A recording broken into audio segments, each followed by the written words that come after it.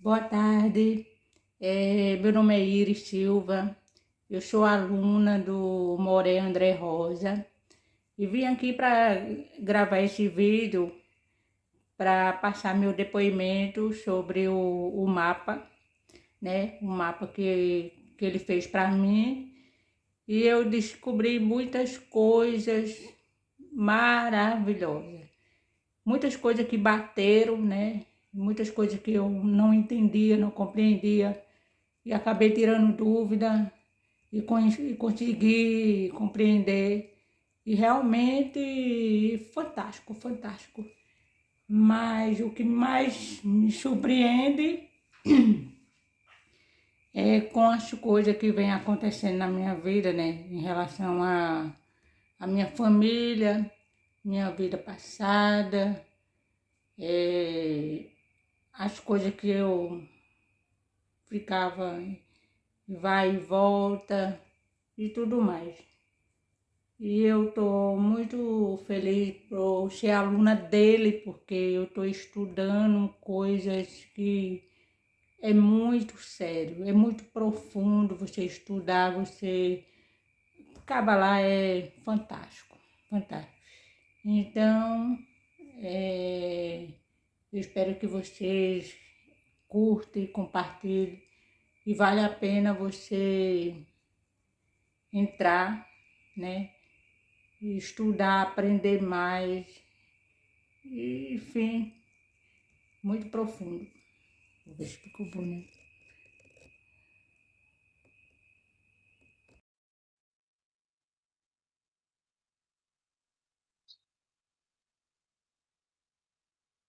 Pois bem, O Corpo e a Alma 2, o livro de Esther, é um outro nível de entendimento. Assim, o livro de Iona, em um outro nível de entendimento, faz paralelo entre o corpo e a alma, como foi explicado pelo Gaon de Vilna. A mesma forma, ele explicou o livro de Esther. O livro de Iona é lido em Yom Kippur, o dia do perdão. O livro de Esther é lido em Purim, ou seja, Yom Kippur é a mesma coisa que Purim, não é? Nossos sábios nos revelaram que existe uma grande relação entre o dia de Yom Kippur e o dia de Purim. O próprio nome Yom Kippurim, em hebraico, faz uma alusão ao dia de Purim. Yom Kippurim, um dia como Purim. Uma das relações existentes entre esses dois dias foi criada pelo fato de que ambos, em certos aspectos, houve uma entrega da Torá. As tábuas da lei foram entregues pela primeira vez no mês de Sivan. Porém, elas foram rompidas e somente em Yom Kippur as segundas tábuas da lei foram entregues. Neste dia, o povo de Israel recebe a Torá por reverência ao Criador, pela grande revelação que presenciaram, não havendo nenhuma possibilidade de negar. Somente mais tarde, no dia de Purim, o povo de Israel recebeu com uma grande vontade pelo forte amor que sentiu pelo Criador. Ao ver e entender como todos os acontecimentos, na verdade, são guiados por ele, quando tudo o que acontece é para o nosso próprio bem, mesmo que temporariamente possamos ter outra impressão. Tanto o livro de Iona quanto o livro de Esther, nesse outro nível de entendimento, fazem um paralelo entre o corpo e a alma. mostrando a atuação das forças que influenciam a pessoa e nos revelando o que se passa por trás do nosso mundo físico. Provavelmente também tendo como objetivo nos despertar para uma reflexão e, assim, nos preparar para receber um benefício destes dias tão especiais que nós recebemos a Torá. Faremos um resumo parcial do livro de Esther, necessário para analisar e explicar esse outro nível mais profundo de entendimento. Resumo parcial do livro de Esther. Há 2.360 anos atrás, a partir do momento que esse livro foi escrito, reinou na antiga Pérsia um rei chamado Ahasverosh, ou seja, Assuero. No terceiro ano de seu reinado, ele promoveu um grande banquete de 180 dias, convidando todos os ministros e servos que estavam em seu controle. Com este banquete, ele quis mostrar a riqueza e a honra de seu reinado, que se expandiu pelo mundo inteiro. No final deste banquete, o rei Ahasverosh promoveu um segundo banquete, de 7 dias, para todos os povos de Xuxã, a capital do pátio do jardim, no pavilhão real. Para cada pessoa foi servido um vinho de acordo com o seu gosto, conforme ela estava acostumada. Ninguém foi forçado a beber, tendo sido ordenado aos ministros da sua casa que cada um satisfizesse a sua própria vontade. Vashti, a esposa do rei Ahasverosh, também fez um banquete para mulheres. O rei Ahasverosh quis mostrar a beleza da sua esposa aos convidados, então ele perguntou aos seus ministros se eles gostariam de ver sua esposa Vashti, ao que estes responderam que sim, porém com a condição de que ela comparecesse sem roupas, somente com a coroa real. Desta forma, Vashti foi ordenada a comparecer perante o rei, segundo as exigências dos ministros. Vashti negou-se a comparecer, conforme fora ordenado pelo rei, através de seus súditos. Então o rei consultou os sábios que entendiam dos tempos para saber o que fazer com Vashti, por não ter cumprido a ordem do rei. Mermuhan, um dos ministros conselheiros do rei, decreta a pena de morte para Vashti, argumentando que Vashti não pecou somente para o rei, e sim para todos os ministros e povos que estão sob o domínio do rei Ahasverosh. Isso serviria como exemplo para todas as mulheres que desprezam seus maridos. Portanto, seria correto escolher uma outra mulher, melhor que Vashti, para ocupar o seu lugar. O rei, seguindo os conselhos de Mermuhan, ordenou que matassem Vashti e que procurassem dentre todas as belas moças que se encontravam em seu reinado, que seria escolhido como a sua substituta.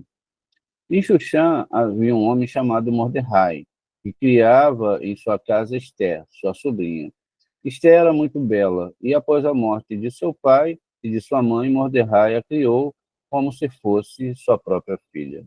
Na sequência da história de Esther foi escolhida como substituta da rainha Vashti.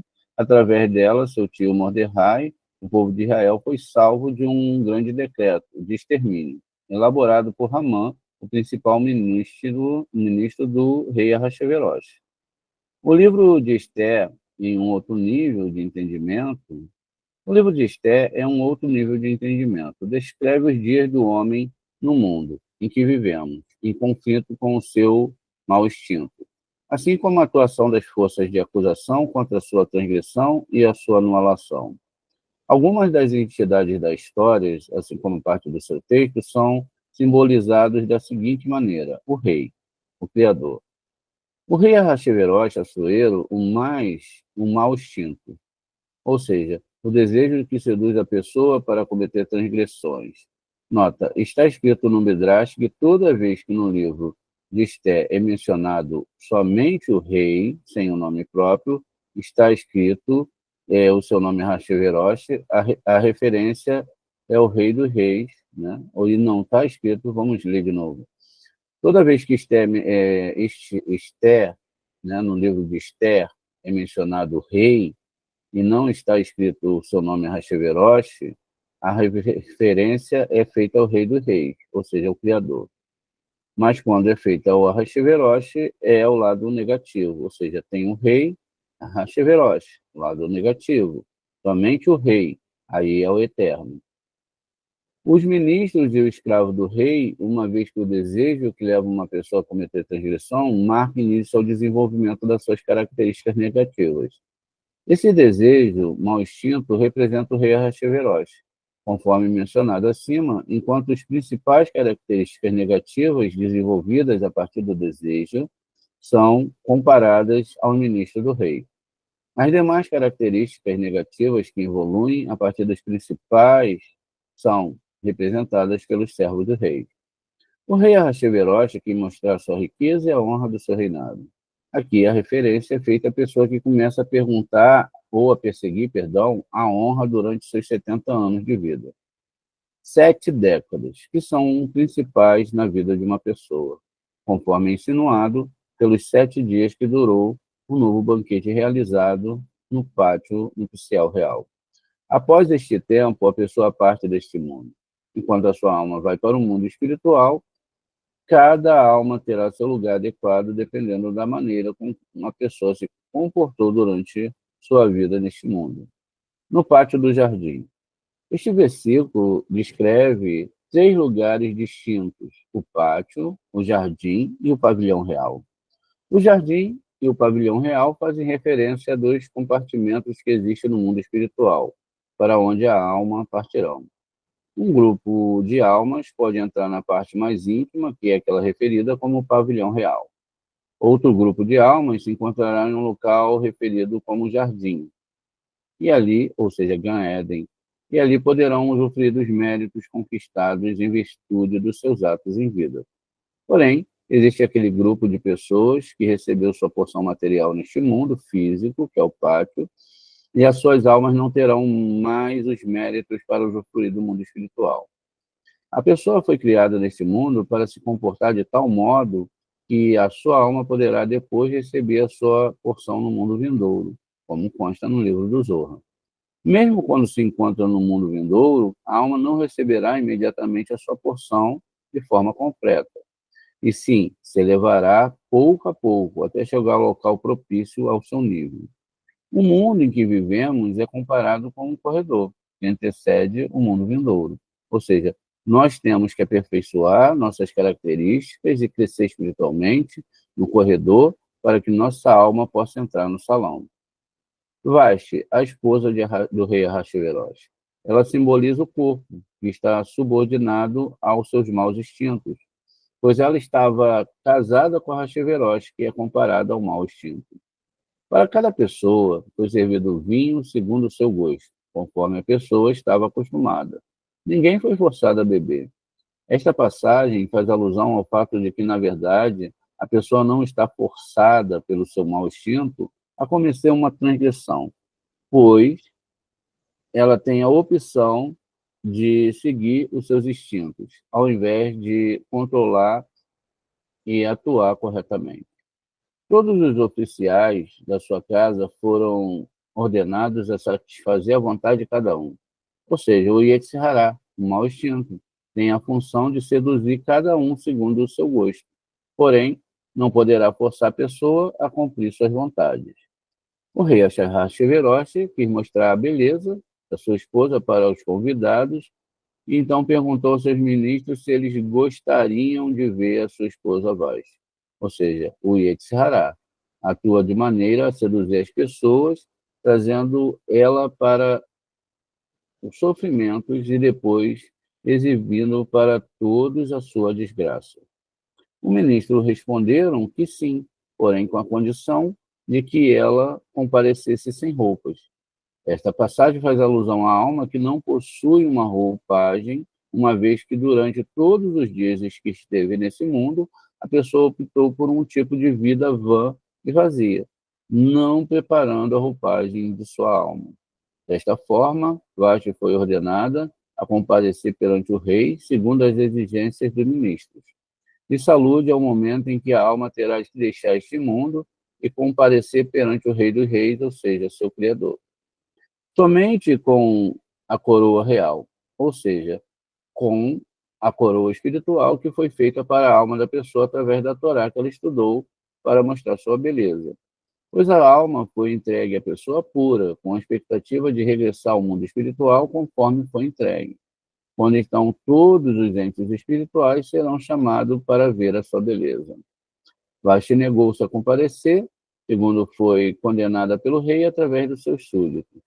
Esta passagem faz alusão ao fato de que, mesmo quando chega um momento em que a pessoa que viveu de forma errônea deixa este mundo, o Rei dos Reis já ter mandado seus agentes trazer a sua alma de regresso. Essa pessoa não acredita que deixará este mundo e pensa que continuará a viver eternamente. Portanto, ela não concorda em se arrepender das transgressões que cometeu em sua vida neste mundo. Desse modo, o versículo continua e o rei ficou muito irado. Qualquer transgressão cometida por uma pessoa causa um dano em sua alma, como consta no livro do Zorra, que cada transgressão é como uma lepra para a alma. Uma vez que a alma se encontra dentro do corpo, isto não é visível. Porém, no momento da morte, quando a alma deixa o corpo, então ela poderá ver o dano que a transgressão lhe causou. Então o rei consultou os sábios que entendiam dos tempos. Essa passagem faz uma alusão aos agentes responsáveis para calcular o que a pessoa fez nos dias da sua vida, ou seja, calcular os atos da pessoa de forma coletiva. Pois, embora o Criador pudesse calcular tudo sozinho, ele preferiu criar um juízo para ficar claro para todos aqueles e a justiça da verdade da sua atuação, como está indicado no versículo, pois assim são feitos os temas do rei. Para saber o que fazer com Vashti, por ela não ter cumprido com a ordem do rei, no momento da morte, até o próprio Etsahará, os seus maus instintos, fala para a pessoa se arrepender de sua transgressão, suas transgressões. Porém, essa pessoa que em toda a sua vida se acostumou em viver de forma errônea, já não quer mais se arrepender, não acredita nisso. Mermurram, alusão ao agente encarregado de retirar a alma da pessoa deste mundo. Como está escrito, Mermurram, um dos ministros, aconselhou o rei para ele decretar a pena de morte a Vashti. De fato, a força que seduz a cometer transgressões, o Yetzirah, representado pelo rei Ahasverosh, é a mesma força que acusa a pessoa, ou seja, Satã, representado por Ramã. E esta mesma força também é encarregada de tirá-las deste mundo, Malar Hamavet, entidade espiritual responsável pela morte, representado pelo Mermurram. E disse Memorram, agora que chegou o momento dessa pessoa partir, o agente responsável para retirar as almas deste mundo entra em ação.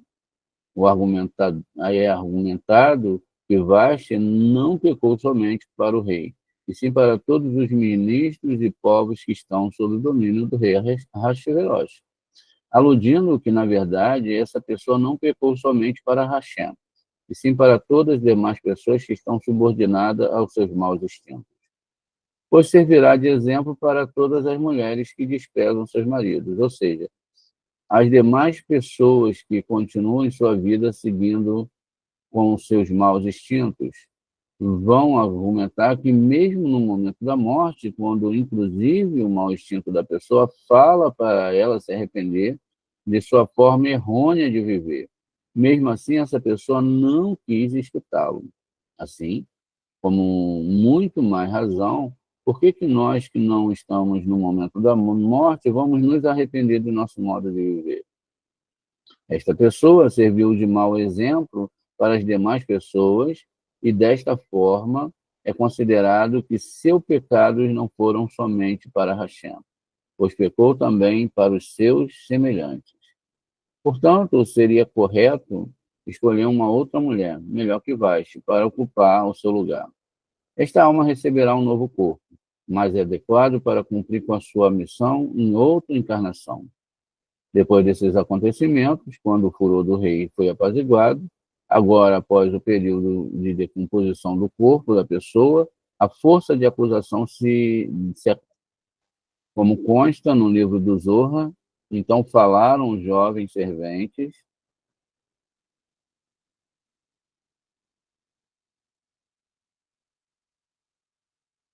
Depois desses acontecimentos, quando o furor do rei foi apaziguado, agora, após o período de decomposição do corpo da pessoa, a força de acusação se acalma, como consta no livro do Zohar.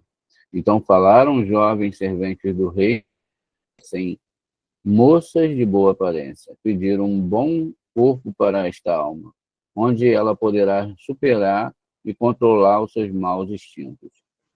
Mordecai, alusão à alma. Esther, alusão ao corpo, que segue os conselhos da alma para atuar corretamente e não escutar o conselho dos seus maus instintos. Em Xuxã vivia um homem chamado Mordecai, que criava em sua casa a Esther. Essa passagem faz alusão à alma que criou e desenvolveu o corpo para atuar segundo a sua orientação e não se deixar seduzir pelo seu mau instinto para cometer transgressões. Esther era muito bela, e após a morte de seu pai e de sua mãe, o seu pai e sua mãe representam este mundo em que vivemos. E após a morte deles, ou seja, quando a pessoa atinge a consciência de que a verdade deste mundo é passageiro e serve como cenário para um propósito mais elevado, que perdurará também em sua pós-vida. Então, Mordecai criou Esther como se fosse sua filha. A alma fortifica e intensifica a sua influência, ajudando a pessoa no cumprimento da função de maneira nobre. Pois bem, aqui segue outro texto. O Poço de Luz de Rabi Akiva. Rabi Akiva foi o professor de Shimon Bar Yochai que escreveu o Zohar Kadosh. É impressionante como, dentro de relatos aparentemente superficiais de nossa Torá, nós podemos extrair conceitos importantes e profundos para a nossa vida. No entanto, eles estão escritos de forma de contos ou metáfora. O nível superficial também nos ensina, em geral, uma mensagem ética ou legislativa. O nível de conhecimento e entendimento de cada pessoa é o que vai determinar quanta luz vai ser extraída deste poço, podendo se satisfazer com a mensagem em seu nível superficial ou chegar até mesmo a encontrar em certo nível a luz que se encontra dentro do poço, aparentemente escuro, cada um em seu nível de análise. Neste capítulo, tentaremos entender, de forma pouco mais profunda, as mensagens que se encontram dentro de certas passagens do Talmud, e desfrutar um pouco desta incrível luz que está em potencial brilhando para quem quiser se aprofundar mais neste incrível poço de luz. Uma vez que essas passagens do Talmud estão relacionadas com Rabi Akiva, este capítulo foi chamado de O Poço de Luz de Rabi Akiva. Está escrito no livro de Iona, capítulo 4, versículo 1, e Iona se sentiu mal. Como já explicamos anteriormente, o capítulo Corpo e Alma, segundo os comentários do Gaon de Vilna. Num outro nível de entendimento, esse versículo está aludindo a uma pessoa que se encontra com dificuldade em sua vida pelo fato de que em outra encarnação já atuou, em outra encarnação não atuou de forma correta. Portanto, ao superar estas dificuldades que lhe foram impostas em sua nova vida, essa pessoa terá a oportunidade de consertar o que danificou também sua vida anterior. Quanto maior for a dificuldade, maior será o esforço exigido para superá-las. Portanto, o conserto alcançado também será maior, pois o mérito de cada ato será proporcional ao esforço exigido em sua realização. O Ramban Gamaliel, um sábio que viveu há cerca de 2000 anos atrás, nos relata que uma vez estava viajando em um barco e viu outro barco se romper e naufragar. Sentiu muita dor, em especial pela vida do grande rabino Rabi Akiva, que se encontrava naquele barco. O Ramban Gamaliel, após ter chegado de viagem, surpreendeu-se ao ver Rabi Akiva chegasse e se ocupasse com o estudo da Torá em sua frente. Ramban Gamaliel, impressionado, perguntou a Rabi Akiva: quem te salvou? Rabi Akiva respondeu: uma tábua que se soltou do barco apareceu perante mim. Então Rabi Akiva se agarrou a esta tábua. O Rabi Akiva continuou a narrar: Quando uma onda do mar vinha em meu encontro, eu mergulhava minha cabeça dentro da água até que a onda passava sobre mim e continuava adiante. Desta forma, Rabi Akiva aproveitava o impulso da onda atrás de onda até que chegasse em terra firme e se salvou. Deste episódio, concluíram nossos sábios que uma pessoa não pode ser considerada morta por ter desaparecido no mar, uma vez que não vemos os seus limites. Pode ser e será levada pelas ondas até um lugar onde poderá se salvar. Um evento parecido, se a pessoa como Rabi Meir, que foi levado pelas ondas e salvo de um naufrágio. Porém, nossos sábios nos revelaram que, além do significado simples, essa história foi escrita no Talmud também para transformar em ensinamentos em um outro nível de entendimento. Assim como as demais histórias que foram relatadas no Talmud, análise do relato em outro nível de entendimento. Como já foi explicado anteriormente no capítulo Corpo e a Alma, em outro nível de entendimento, o mar também é uma alusão a este mundo, e as ondas uma alusão ao sofrimento que a pessoa passa por sua vida. Assim também explica o comentarista Mahashar no tratado BB 73A. A água, alusão à Torá, Mahashar Berahot 61A. Rabi Akiva nos explicou quando uma onda no mar vinha em seu encontro, ou seja, neste outro nível de entendimento, quando uma dificuldade ou sofrimento aparece na vida de uma pessoa, eu mergulhava minha cabeça dentro da água, ou seja, neste momento de dificuldade, sofrimento, a pessoa deve fazer uma introspecção, ocupar sua cabeça e analisar como aperfeiçoar os seus atos, como melhorar em suas qualidades pessoais, como cumprir melhor com suas responsabilidades nesse mundo, se baseando na sabedoria da Torá.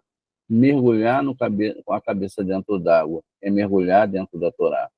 Até que a onda passa por sobre mim. Desta forma, Rabi Akiva aproveita do impulso da onda, atrás, onda, até que chegou à terra firme, que se salvou. Ou seja, caso nós atuarmos desta maneira, no momento de dificuldade, nós vamos estar crescendo como pessoas e as dificuldades vão passar por nossas vidas. E ao superá-las, nós estaremos usando do impulso, deixando para o crescimento espiritual, estaremos conquistando novos níveis de formação pessoal e o nosso cumprimento pessoal. E assim, impulso traz impulso. Em uma nova análise, podemos concluir que, na verdade, tanto o mar quanto as ondas são formadas de água.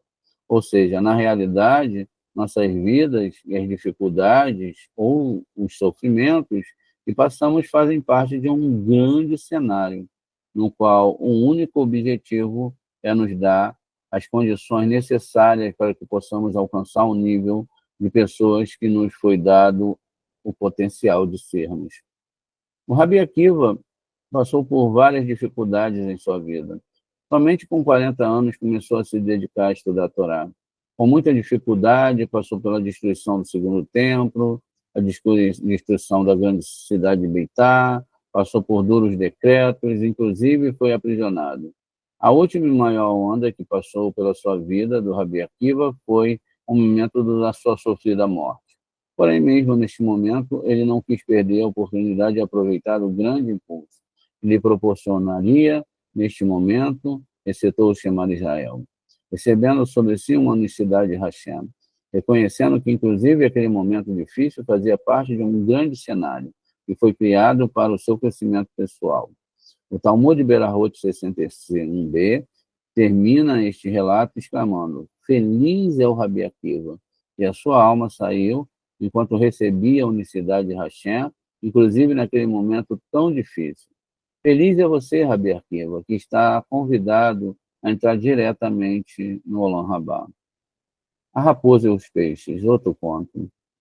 Certa vez, cerca de 2000 anos atrás, foi proibido pelo reinado romano que o povo de Israel se ocupasse da Torá. Porém, o Rabi Akiva continuou a estudar e também reunir pessoas para estudar a Torá em um grupo. Uma pessoa chamada Papus Ben Yehudá encontrou Rabi Akiva formando publicamente grupos de estudo e ocupando-se com os estudos da Torá, e perguntou: Akiva, você não tem medo do reinado de Roma? Rabi Akiva respondeu: eu te contarei uma fábula para explicar o que está acontecendo. Uma raposa caminhava à beira de um rio e viu peixes que se reuniam de lugar em lugar. Perguntou a eles: de quem vocês estão fugindo? Os peixes responderam: das redes que os homens estão jogando sobre nós. Então a raposa perguntou aos peixes: vocês gostariam de subir aqui na terra seca e viver junto comigo, como fizeram os nossos antepassados? Os peixes responderam: realmente você é um animal que falam ser o mais esperto entre todos. Os animais perguntaram: você não é esperto, você é um tolo. E mesmo no local onde nós temos as condições necessárias para viver, ou seja, na água, nós estamos com medo, no local onde a morte será inevitável, ou seja, na terra seca, nós teremos muito mais motivos para temer. Então, o Rabi Akiva concluiu: o mesmo está acontecendo conosco agora. E nós estamos, não é, nos ocupando da Torá, como está escrito, pois ela, a Torá, é tua vida e o prolongamento dos teus dias, e mesmo assim estamos em perigo. Caso que nós deixássemos de estudá-la, teremos muito mais motivos para temer. E um outro nível essa história. A raposa é uma alusão aos idólatras, que são comparados com os animais impuros, pois quem se conecta com a idolatria está se conectando com as forças de impureza. Os peixes são comparados com o povo de Israel, ou monoteístas, pois vivem dentro da água que é comparada com a Torá. São puros e nada contra a correnteza, ou seja, contra as más influências. As redes fazem parte da insinuação dos duros decretos. A raposa, ao ver os peixes fugindo das redes, se reunindo em lugar, convida eles a deixarem a água e viver com eles em terra seca, como fizeram seus antepassados, ou seja, os idólatras. Ao verem os integrantes do povo de Israel fugindo de duros decretos e se reunindo de lugar em lugar para poder continuar vivendo e estudando a Torá, com seus valores, e eles os convidam a deixar a Torá, com aquela velha história de Novo e Velho Testamento, como se a Torá agora não existisse mais. Assim como fizeram com nossos antepassados, ou seja, na época da destruição do primeiro templo, Marachá, porém o novo Israel sabe que sem Torá o povo não terá continuidade. Portanto, seu dever é continuar se ocupando da Torá, mesmo que para isso terá que continuar a escapar de lugar em lugar e não se aderir às práticas idólatras de forma nenhuma. Tem uma outra história aqui, acho que eu conto. Eu vou contar essa última história e a gente termina. Nos tempos da antiga Grécia, havia um rei chamado Talmai que mandou traduzir a Torá para 70 línguas. Nossos sábios nos revelaram que isso causou uma grande escuridão para o mundo. O que há de errado em traduzir a Torá para outras línguas? Muito pelo contrário, aparentemente trouxe um grande benefício para a humanidade, pois agora a Torá está acessível a todos. A resposta para essa questão será analisada em seguida. Devemos ter em mente que a tradução de qualquer sentença do hebraico bíblico para qualquer outro idioma limita o seu entendimento. Existem dois aspectos de como interpretar este acontecimento. Quando a pessoa tem o objetivo de usar a tradução para entender o texto, porém está consciente de que o seu conteúdo não está limitado por esta tradução, e sim existem várias informações ocultas por trás das letras, como exemplo, numerologias, insinuações, outras interpretações, segredos, e que toda a Torá oral se encontra de alguma maneira indicada dentro do texto. Realmente, a tradução trouxe benefícios para esta pessoa, porém, sendo objetivo limitar o entendimento para a simples tradução. toda a profundidade da Torá estará sendo ignorada e descartada, causando que a humanidade despreze o seu verdadeiro valor, considerando-a simplesmente como mais uma cultura ou mais uma filosofia de vida entre as demais, e automaticamente causará que se afastem do eterno. Nossos sábios nos revelaram que este foi o objetivo dos gregos, portanto, eles se expressaram que uma escuridão tomou a conta do mundo. Todo o objetivo dos gregos foi nos afastar do cumprimento da Torá. E até hoje essa energia está por aí. E nos assimilar aos seus costumes. E esta foi a grande luta de Hanukkah. Não nos deixar assimilar e fortificar a conexão com a nossa fonte vital. Hoje em dia, não existem decretos de gregos nem de romanos nos proibindo de estudar a Torá. Porém, os decretos da sociedade causam dificuldades para quem decidir se dedicar ao estudo da Torá em seu cumprimento. Nossos antepassados arriscaram suas vidas e até a perderam para que o povo de Israel possa seguir existindo. Cada pessoa que decide estudar e cumprir com uma mitzvot da Torá estará contribuindo para a existência do nosso povo, ou seja, toda a humanidade, se assim Deus permitir, e Ele há de permitir, enquanto tiverem homens e mulheres estudando a Torá, enquanto tiverem almas fazendo retificação. Agora a gente pode entender que o mundo só existe por causa da retificação das almas, e é por causa dessas retificações que tudo existe. Se pararem as pessoas de estudar a Torá, se as pessoas pararem de se retificar, para que haverá mais reencarnações? Para que haveria mais corpos nesse mundo? Para que mais vida? Para mais pecado? E todas essas coisas nós devemos trazer para dentro da nossa mente, desintoxicar mentalmente falando, despoluir, tirar tudo aquilo que foi colocado diante de nós pela religião, também por Hollywood, por aqueles filmes de bíblicos que falam de coisas que não tem nada a ver com a Sagrada Torá.